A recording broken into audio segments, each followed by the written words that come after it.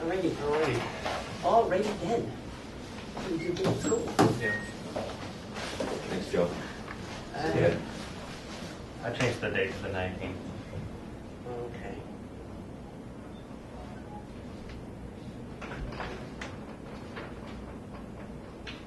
You know, when I read this, and I actually have to email Kim because I was wondering what her actually.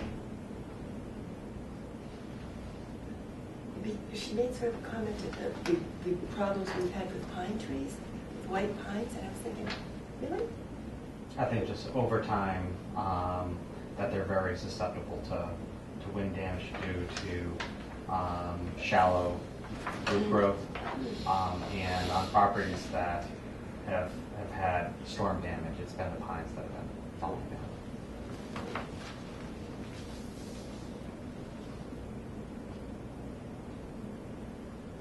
I understand not wanting to put the arborvitae in, because every deer in town will be over there having lunch.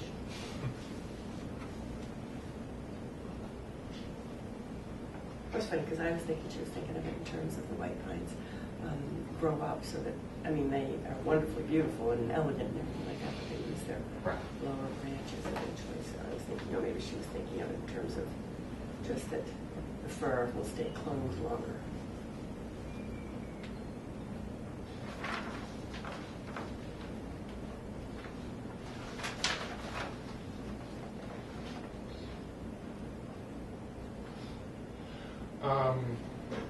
Under the conditions.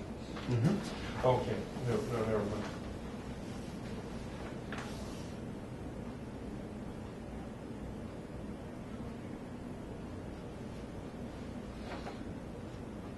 Oh, there was one other thing. Okay. And that is that the vegetable garden that they're proposing to plant sort of in the northeast corner of the new cleared area. Mm-hmm. We agreed to. Okay. And said that would be part of this irrigation system calculation. Okay. So in number 5, I could just add that as beyond the installation of an irrigation system. You might want to put it in the discussion too. Okay. That way, you know, they're off, because they were worried about that. I remember Jonathan was worried about that. Should they take it off the site and so forth and so on? Yeah.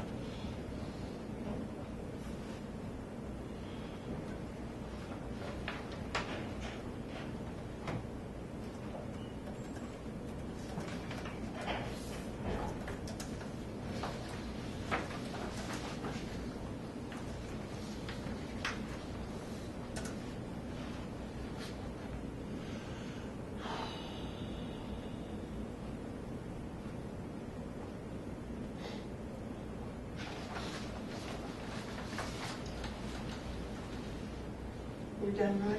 Almost.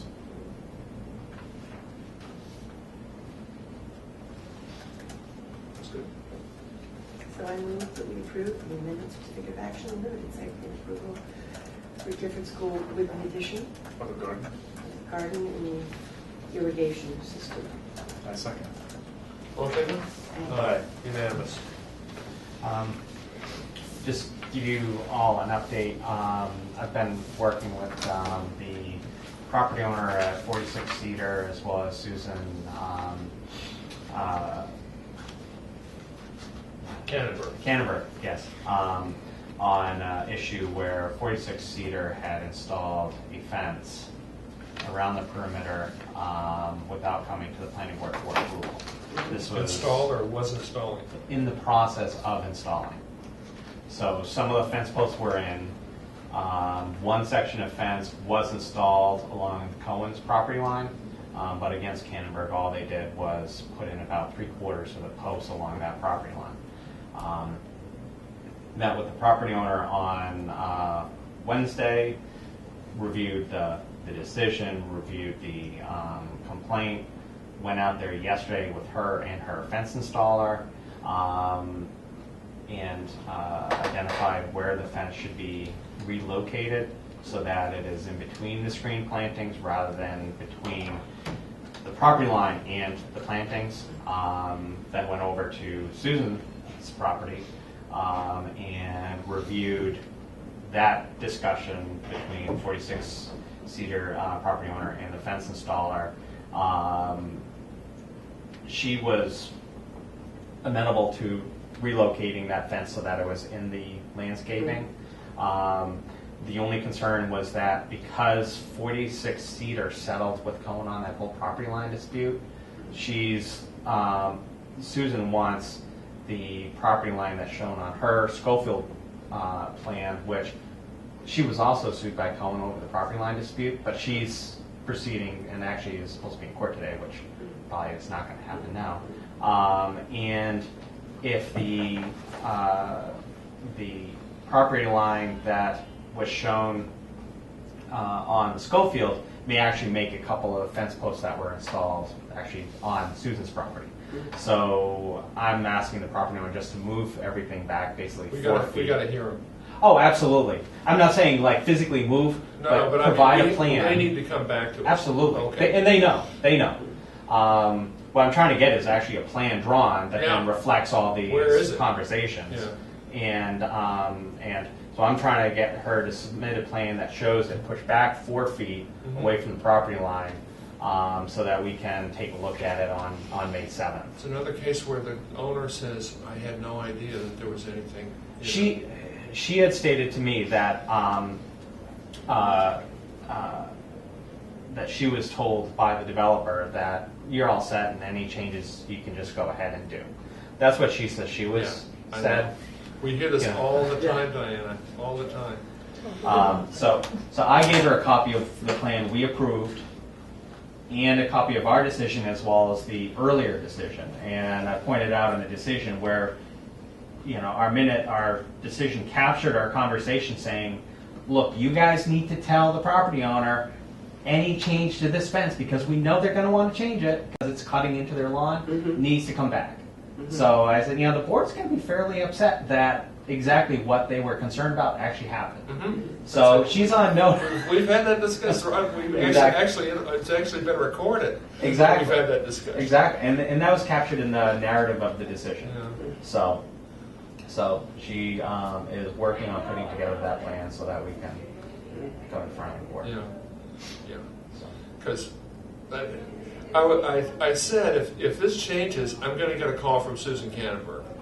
Guess what? He got the call. No, I got a call. Al emailed me over the weekend. I got the call first. Oh, okay.